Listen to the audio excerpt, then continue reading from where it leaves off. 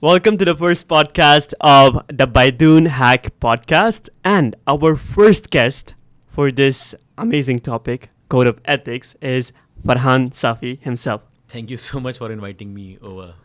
And obviously, we have the man himself, Dr. Mohammed Baydoun. Now, Doctor, this podcast is mainly about code of ethics, and it is very, very important how people portray themselves and also how honest they are in the industry.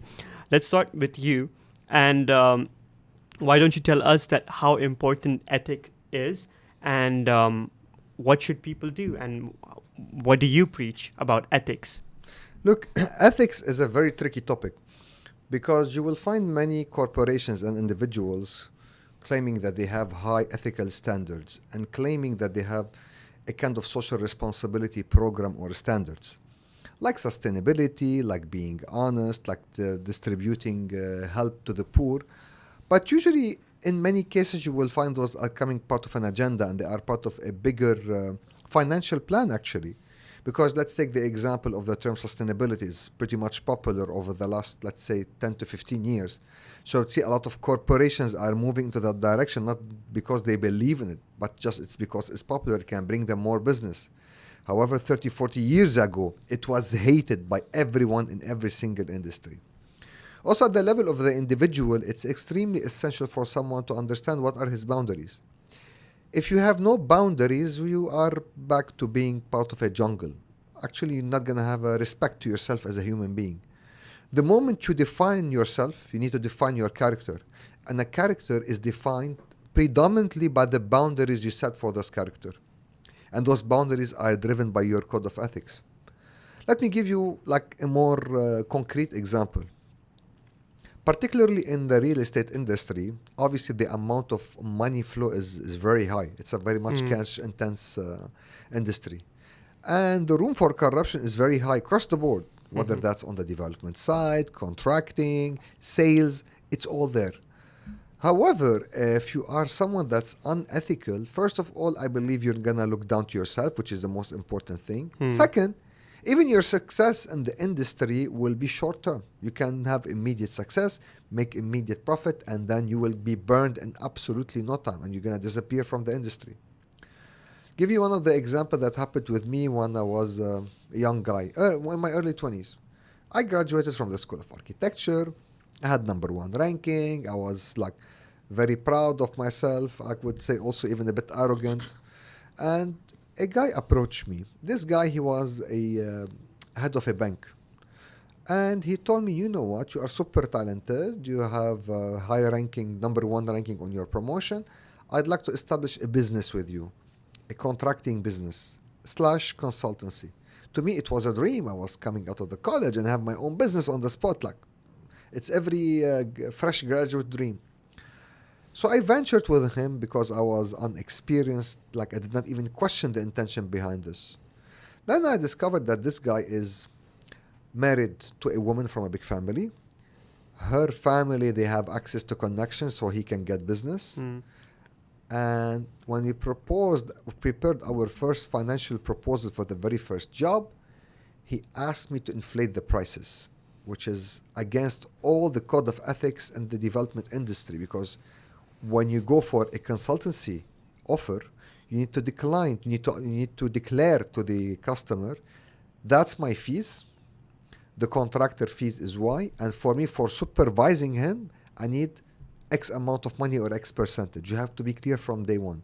You should not ask the joinery contractor to inflate the prices for you to get off the line money. Same applies or all the single contractors. But he insisted and he thought, and then I knew why he picked me up, because I was young and he thought he can bully me. Then after I spent a few months with him preparing the first job and I discovered the story, then I had a clash with him and we stopped the whole project. Thank God at that point in time we did not sign the papers. And I continued with my own path. By the way, where's this guy right now? Probably not successful. He's in jail actually. Definitely not successful. The guy got caught a few months after I left him. His wife divorced him because he was betraying her family. And obviously he lost his position and he ended up in jail. This is what happens to the majority of these cases. I mean, for a shorter duration, they make a lot of money.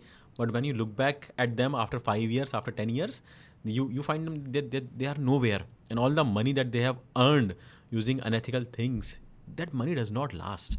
True. We have seen, I mean, myself in my career have seen so many cases. I would see performers who would come and become the top performers and would do really very well. And you would look at them and you will feel, oh my God, this person is going to kill it in the next 5-6 years. And they are making huge amount of money. And then something happens to them. And just for the hunger of making more money, they start lying, exaggerating to their clients, not realizing that this is something which is shaking their inner beliefs, inner core system. And when they keep on doing it, they initially start by lying to clients. Then they continue it by lying to their employers. Then they continue it by lying to their families. And they just become someone who exaggerates, who lies to everyone around them.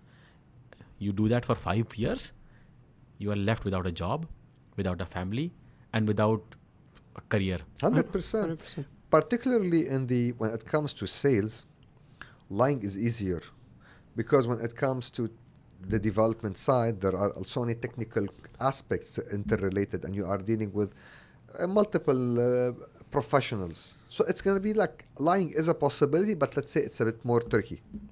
However, in the sales world, there is so much room for lying, and particularly that we all know that in the SPAs, not everything is being listed for contractual purposes. Not every developer would list.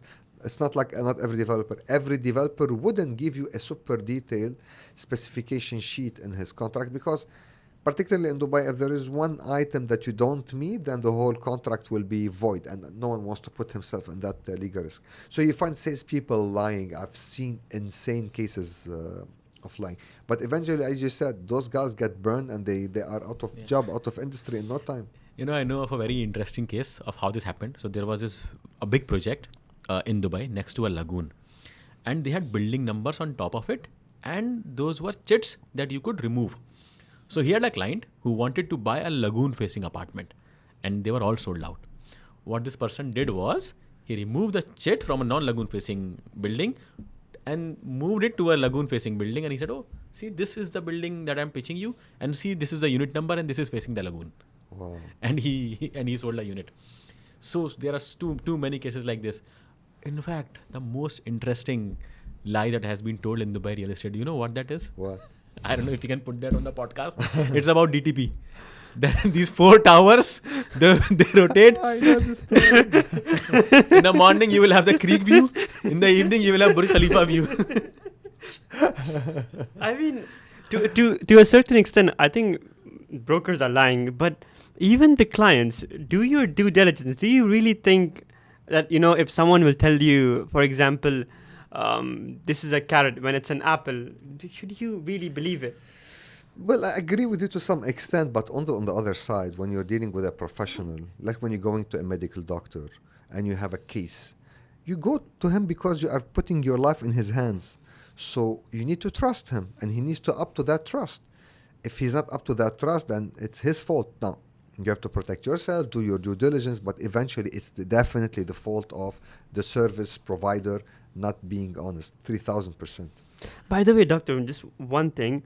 This topic in the course, Code of Ethics, what inspired you to make this specific chapter in your course?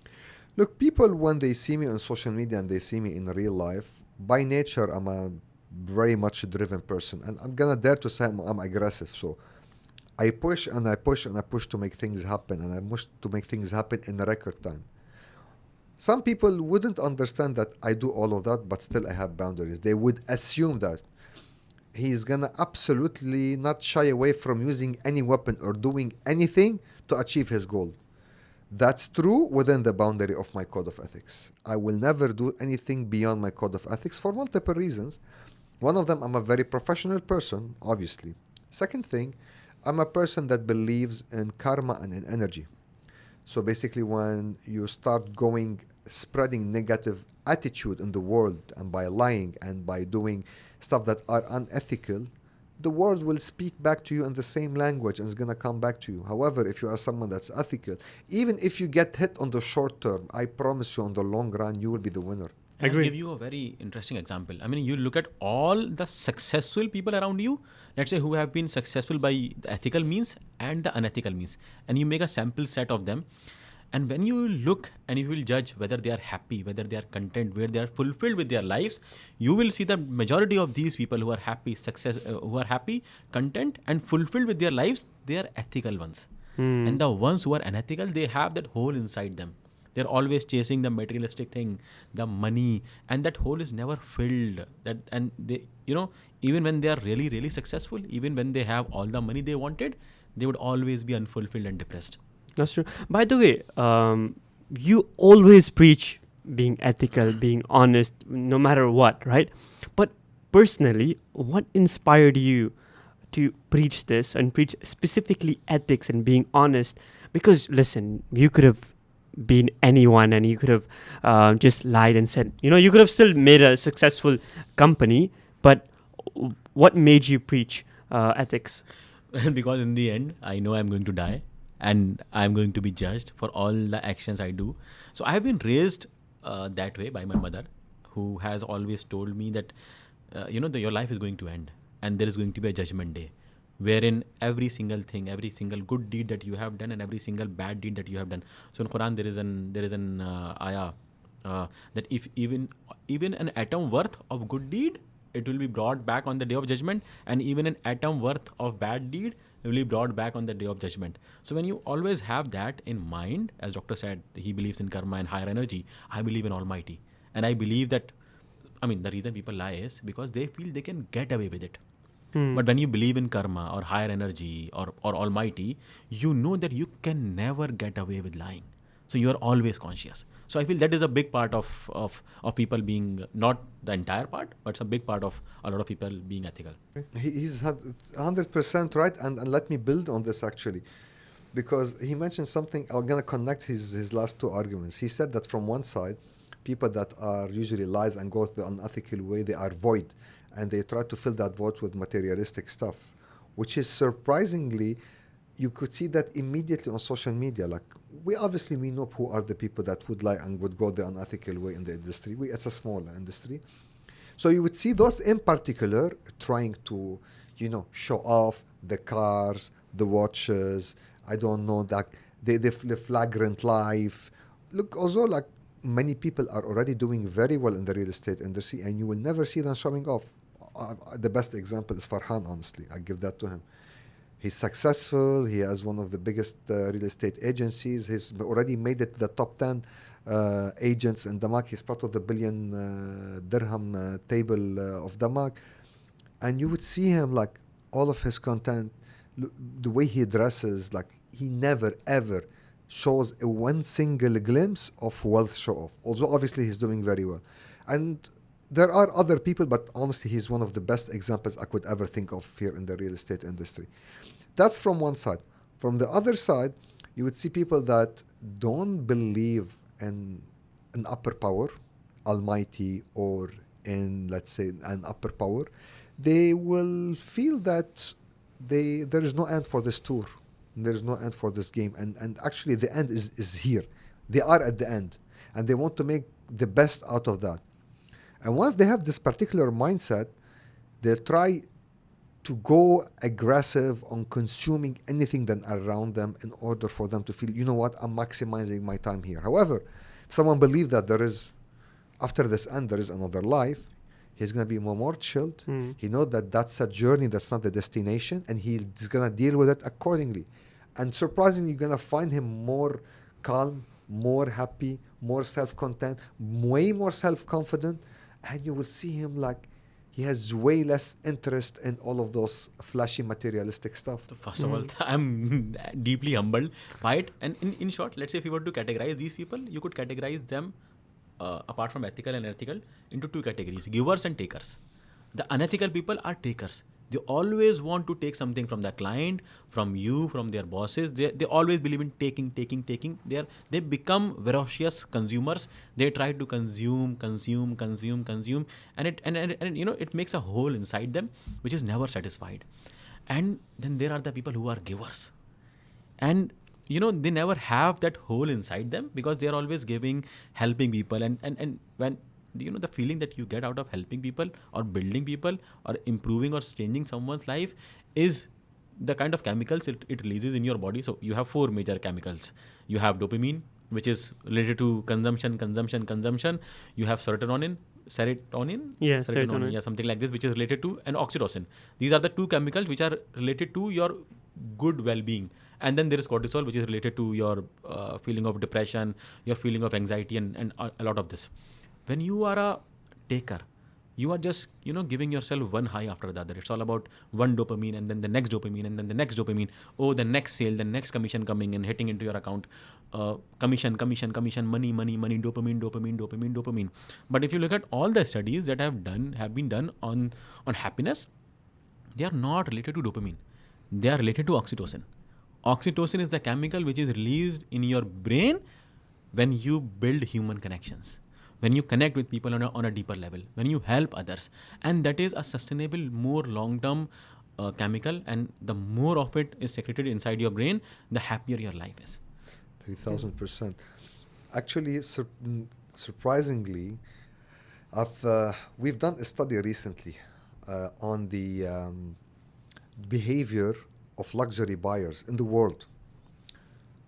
First of all, you will see that there is a challenge the moment you hit the $20 million threshold for you to have any upgrade to your lifestyle. Unless you're into private jets and large boats, after that amount, it's the same restaurants, same vacations. There's nothing different. And you see that people that are in chase for filling their void through buying materialistic stuff, back to your point, they get an instant feeling of happiness through kick-in of dopamine. Yeah. So let's say, as an example, you are a watch collector, first watch, you get super excited, second watch less, third watch less, then it's not going to mean anything to you. However, when you go through luxury experiences, the oxytocin kicks in. And the funny thing is that they discover that every single time you remember that experience, the same level of happiness goes back again to your body. So imagine if that's a luxury journey that would give you that same level of feeling. If you have a higher belief in an upper power and you manage to establish that connection, and every single connection is actually an experience that above any experience that you would be able to witness on the ground, definitely your level of happiness will be way above any other person, and automatically you will have no voids to be filled. By the way, Doctor, since we are on this topic, what are the key things that you practice or you do to maintain that code of ethics? What are the key things that you do personally? Look, there is the first thing I would think of. There are 2 things actually. The first thing is I listen to my gut feeling. I think gut feeling is way underestimated in the world in general. We are becoming way too rational. There's nothing wrong with being rational, to be clear. But we as a human beings, I believe God created in us a system that would tell us how we need to act. As an example, you go to the Amazon forest where, let's say, there's no civilization. You find a tribe that's disconnected from civilization. You find them that they know what's right, what's wrong. No one taught them this. God created in them the system where they know this is right, this is wrong. So the moment you listen to your system, to your internal God, it's going to tell you if what you're doing is right or wrong. You're going to try to fool yourself. You're going to go to a religious person to ask him to give you a leeway around it, but you know deep inside, that's right, that's wrong, and you don't need anyone else to tell you. That's from one side. The other side is very simple. Let's say I want to do a business deal with Farhan. I want to take an action in the process of closing that business deal. I would ask myself, would I be happy if Farhan takes the same action against me? Yeah. If the answer is yes, then most probably that's an ethical action. If the answer is no, definitely I should not be taking that action against him. It's as simple as that. Even in Islam, and a very easy way to judge something like this is, can you do the same thing in front of the entire world? So if the answer is yes, that okay, if I'm going to do this deal and I have no problem in the entire world knowing about the technicalities of this deal, then it's ethical. But if you're like, oh, I don't want this one person to know about my deal, then my friend, the deal that you are doing is not entirely ethical. 3,000. Actually, he reminded me of something that I mentioned in the course, where I said the most the strongest person in the world is the person that he has no passcode for his mobile, and whoever checks his mobile, he wouldn't catch anything on him. That's the strongest person on the planet. If you reach that level, then you are above any code of ethics. I think also in Islam it's there, right? Whatever you choose for yourself, you choose for your Yes. Muslim brother as well, right? But moving from that, how do you handle situation when the other person is unethical? Now we both have established that you both are ethical. Now let's move on. Maybe you can give us a scenario, maybe where the other person is unethical. Well, then what would you do? See, I have a very simple formula in life that if someone has done anything unethical, in a lot of cases, I have given them one chance, just one chance, never more than one chance, because it is very difficult to change someone who is unethical. Because, I mean, we are dealing with people who are 25, 30 years of age. So by this age, it's in their blood. So you cannot really change them. So I have had a few cases like this. I have given them just one chance that if this happens again, I'm going to part ways with you. So, and this is what I have done. And do you want to explain further? Do you have any case scenario where you have done anything? Yes, I have had a couple of cases, and a lot of them are about, especially since we are in this industry of real estate, which involves a lot of money.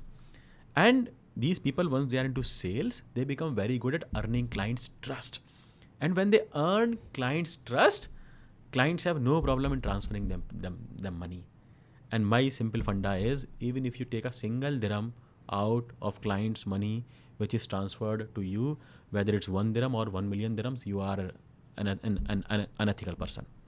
Mm-hmm. So we have had a couple of cases like this, wherein the client transferred his money without informing the company directly to the broker, and the broker thought, okay, the payment I can get an extension of, let's say, 3-4 weeks from the developer. Let me use that money for 3-4 weeks. 100%. Actually, when, let's say, a salesperson starts accepting money from the customer, he moves from being an asset for him to a commodity. And the discussion will be on the price of that commodity, because it's a 1 dirham or a million dirham. It's just a matter of a price. The principle is established. Yes. You became a commodity, Yes. not an asset anymore. And the other thing is that people by nature, they value things that are precious, which is, let's say, your time when you are providing a service as a real estate agent or a consultant. The moment you start giving them, let's say, kickback, which is very common in this industry, believe me, they're going to look down to you. Yeah. You could tell them, you want a kickback? Look, and handle with other customers. I am not a middleman. I am a real estate investment advisor. I will help you in structuring your portfolio. I have my experience. I know how to pick up the right product for you. I'm not after the commission. You don't feel that you need me, you can do this on your own, and you're just looking for someone that will give you part of his commission back, then definitely I'm not the right fit for that deal. Believe me, they're gonna come back to you. Even if you lose one deal, eventually they're gonna come back to you and you're gonna win on the long run. Giving kickback, as an example, is one of the most unethical things in this business. 100%. And at the same time, I think any agent that would accept it is definitely putting himself like 10 levels below where he should be in the eyes of the customer. When you're giving that money to the client, logically you are thinking that I'm giving a part of my commission to the client should respect me more. But what Doctor said is absolutely right. Your respect goes down the moment you give a part of your commission to the client first. Second, you would think, oh my God, I'm really making, let's say, lesser money in this. So the services that I'm expected to give to this client are going to be few. But a client asking for passback is going to make your life really very hard. So let's say in a normal deal, you are making 100,000 dirhams. Versus in a passback deal where you are making 5,000 dirhams. The client where you are making 5,000 dirhams is going to make your life 20-30 times harder than a client where you made the full commission. By the way, really funny story. I think we can bleep his name, but Shehzad. So Shehzad is a person who's very straightforward. He's also part of Revo. And I was listening to him, and he was talking to one of his clients, and he was like, no problem, I'll do this, whatever you need, I can, help you, support you. And then that client asked, okay, everything is done, you'll get the commission, right? Can I have this much percent from your commission? And he said this in Urdu, and let me translate. He said, अभी ये बात की आइंदा नहीं करना. which means that you have said this today, but don't say it next time. In a very straightforward way. And So in a lot of cases, if you upfrontly turn the client down, Mhm. in a lot of cases, he's not going to ask for it. The client gets the courage to ask for it when the client throws the bait and you take the bait. And you ask the client, okay, how much do you want? You never ask that. yeah, and I think it's disgusting. And then you go to and fro, I want 0.5%, okay, no, I want 1%, I want 1.5. The other broker is giving me this. These deals are, they give you the least ROE, result on your effort. Yeah, and the discussion becomes on not about the price of the unit, it becomes on your price as a person. True, And true. most of the time, the client ends up buying with the broker who, let's say if the commission is 5%, commits client 6%. Correct? Look, because people do value expensive things, they don't value cheap things. Yeah. And the moment like you are putting a price tag to yourself, you are becoming cheap in their eyes. Yeah. 100%. True. By the way, doctor, you have been in this industry for so long. We want to hear an experience from your side where maybe from someone from your team has become unethical, or someone from the client side has become unethical, if you would like to share. Look, I have multiple examples of that. One of the examples is in a previous life, one of my team members, and he was actually like a very genuine guy at the beginning, working pretty well, like on spot, and he was like substantially younger than me, so I was mentoring him in the process, and I saw a potential in him. But honestly, I think it was a mistake that I've done, because I looked at his CV, there was a couple of years of gap. And in his last job, he didn't last for long, there was a big question mark on this, but I did not like dig deep enough. But there was a question mark. Then a few months down the road, I discovered why there was a question mark on his name. Because this guy, then his attendance wasn't 100%. And I discovered in the process that he's doing his own thing outside of the company. So basically, he was competing against the company by doing his own thing. Obviously, I terminated him on the spot. But the thing is, you need to dig back in the history of people before you judge whether they're good or bad. And you need to interact with them for quite some time before you give them the trust. Because many people, they will seem to be nice, but that doesn't mean that they are ethical. Seeming nice might be just a facade, a face. And unfortunately, at that point in time, I fall in the trap. By the way, for example, a person, and let's take an example of a young person, and you have an experience of dealing with, young people because you mentor them, obviously you as well. For example, a person comes to you and he's young, and he's unethical, but he's young. Would you mentor him, and how will you mentor him? Okay, so the young people are the easiest to change because they are in that stage where their mentality, their personality, their thought process about work is being formed. So if you get in early, you can reform them, you can change them. But my philosophy has always been that you only give one chance to an unethical person, never more than once. Because the moment you give them more than one chance, they always one of my friend, he says this, just because you caught someone once does not mean he only did it once. Maybe he did it 10 times, but you only caught him once. This is the reason you never give someone more than one chance. And then it all comes down to talking about values, talking about fulfillment, talking about if you keep on doing this, where will you end up in life? And then talking about how money is not the solution for everything. And how, as doctor said, that in the end, after you have made a particular amount of money, money is just a number in your bank account. It does not change your life. And then you have this law of diminishing returns, what you call as marginal utility. For example, I'm really very thirsty and I come here to your studio and you give me multiple cans of cold drink. The first can I'm really going to enjoy. The next can, not so much. After third can, it will become kind of a formality. And after the fifth or the sixth can, I would not want to drink that cold drink anymore. And this is how the money works. Once you have your basic needs fulfilled, it does not give you that satisfaction anymore. True.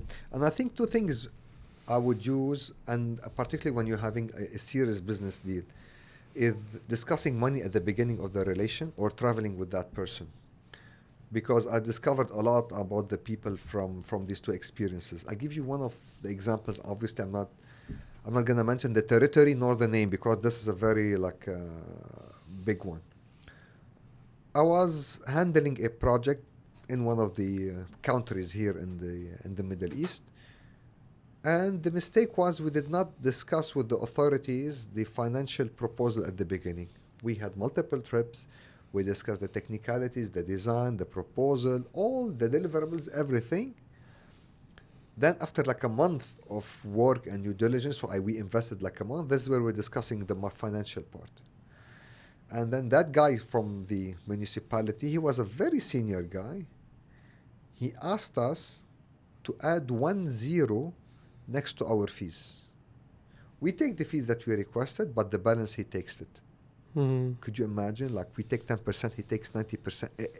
It was absolutely insane, his request. We had an internal discussion and we refused it because that's way beyond even considered as unethical. But again, karma. Like 3 months after that discussion, this guy was caught, sent to jail, and he lost everything in his life. So thank God we exited it. The second thing that you would discover about people is during travel. Again, in one of the previous lives, we had a... How many previous lives do you have, doctor? Technically 3. Because I had the 3 jobs in my life only. In one of those, we had a big corporate event. I was in my 20s, by the way. I was pretty young. And then we went to a resort. The whole company was there. And I had a certain image about many people, like being religiously committed, being within the boundaries. And the moment what everyone was in a resort, away from their partners, it was like hell broke loose. The drinking and the after parties, you have no idea. Then I looked at those people with a completely different lens from there onwards. But that was the first time I traveled with those at a certain destination, and this is when I discovered their real selves, because I discovered that those people, I knew them for years, but I didn't know them. I only knew them when I traveled with them. And I completely agree to it. In an office environment, it is really difficult to know the true self of the people.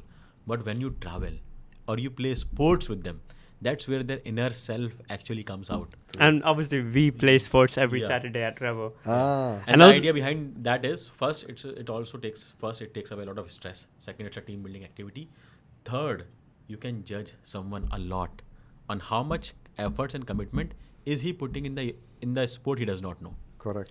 Because real estate is, we have a lot of pressures. So real estate is just like the sports they do not know. You can judge them by, let's say, if you are taking them for volleyball. And if they do not know volleyball, it's not about whether you will play well or not. It's about how much of the commitment are you showing.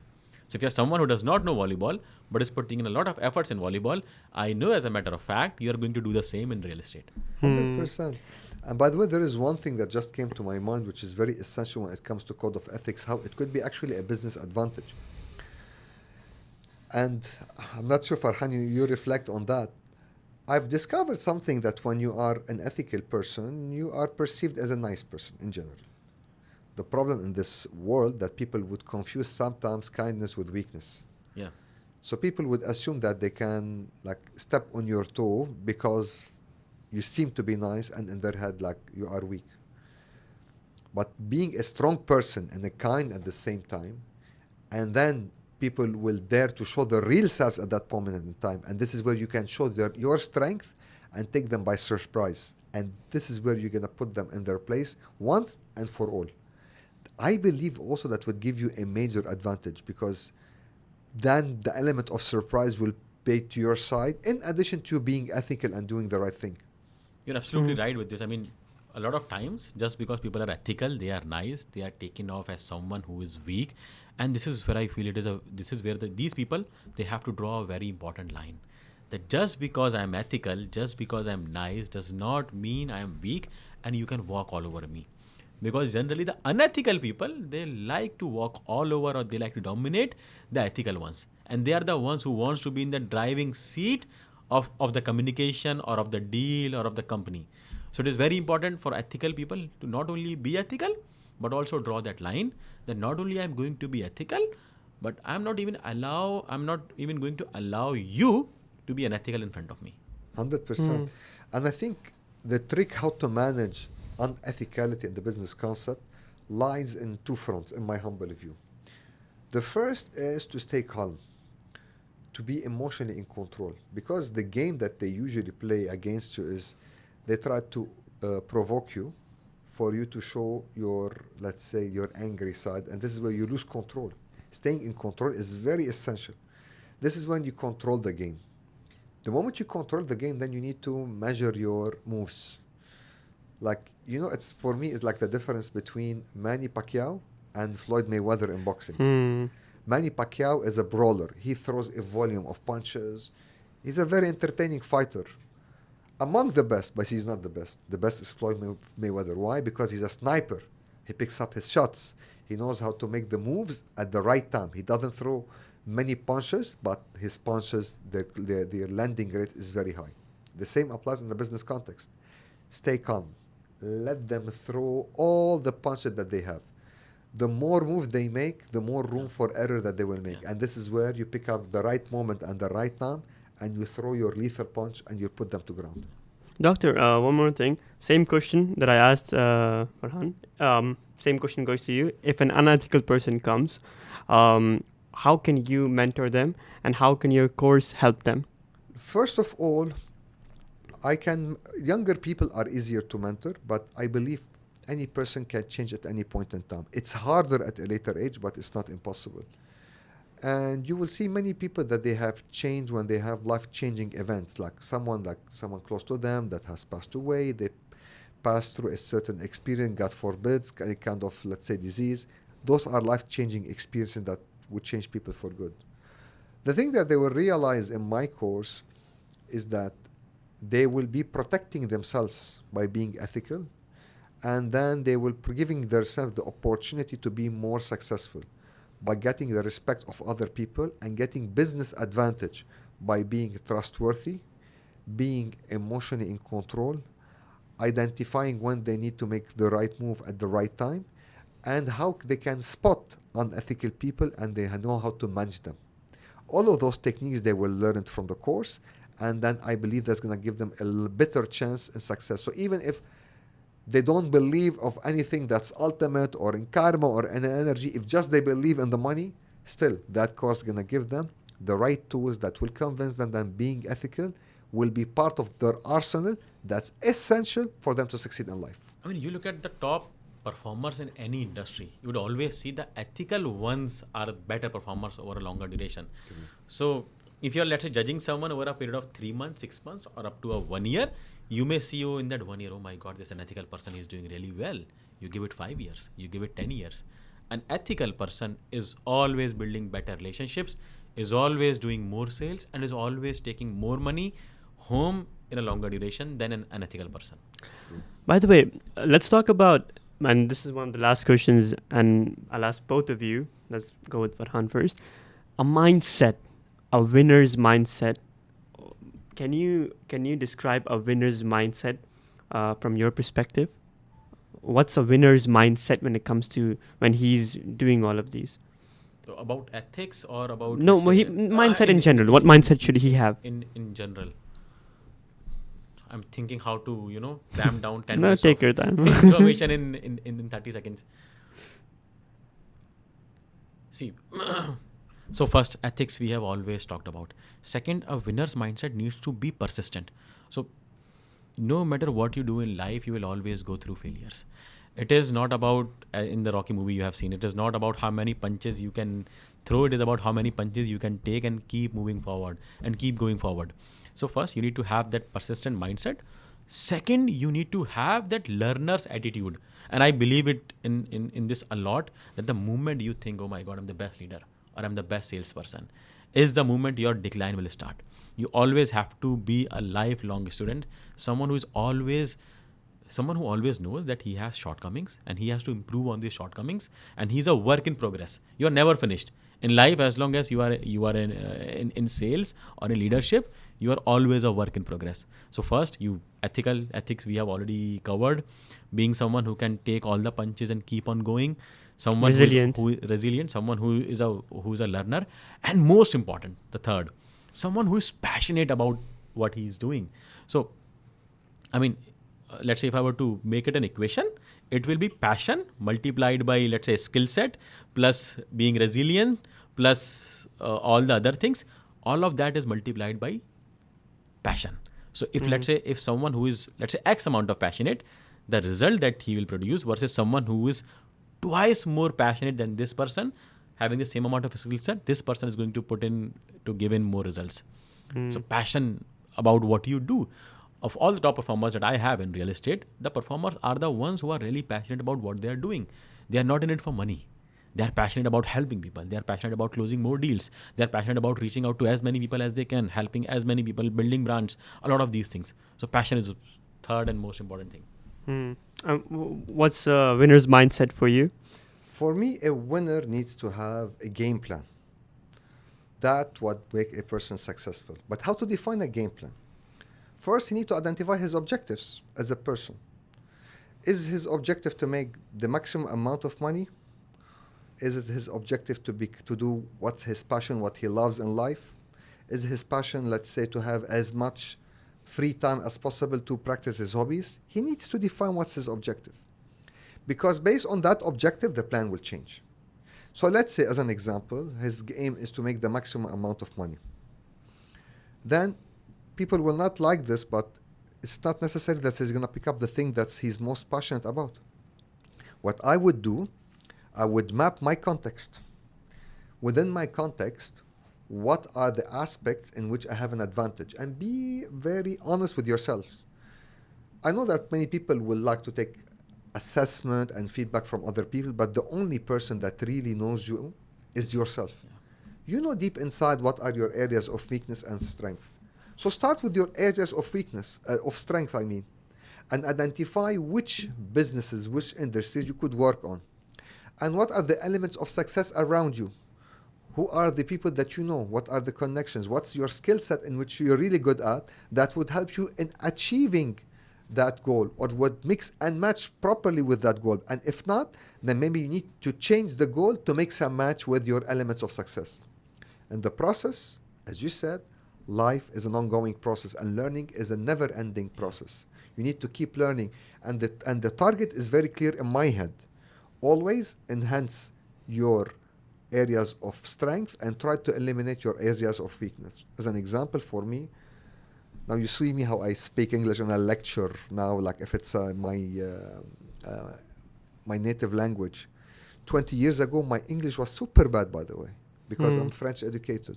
But I worked on that and have 18 publications in English under my name. Why? Because I was honest. I knew it was bad and I had to do something about it, and I did. And the list goes on and among other stuff.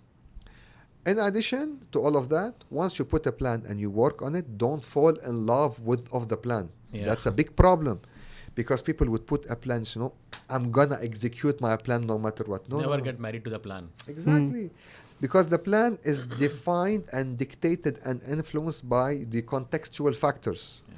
And it has to be designed accordingly. The moment the contextual factors are changing, you need to change the plan and then move on. And believe me, that happens with me a lot. And the best results were achieved where I changed the plan multiple times. And you end up having a plan that has nothing to do with the earlier one. But still, you would be successful by the end because you had the gut and the courage to confess, now it's time to change the plan, change my target. In the process, while keep working on your weaknesses while being truthful to yourself. Okay. Let's move on to the next segment. It's a bit exciting. Let's move to the quick fire and question. Right. You have 1 minute to answer all of these questions. Okay. Right? Let's start. Shoot. All right. I'm happy it's not starting with me. You'll have time to prepare. But you might have different questions. Right. Yeah. Rolex or a Casio watch? Casio. Right. What are the first signs that someone might be compromising their ethics? Keep it short and simple. The answer. Hesitation.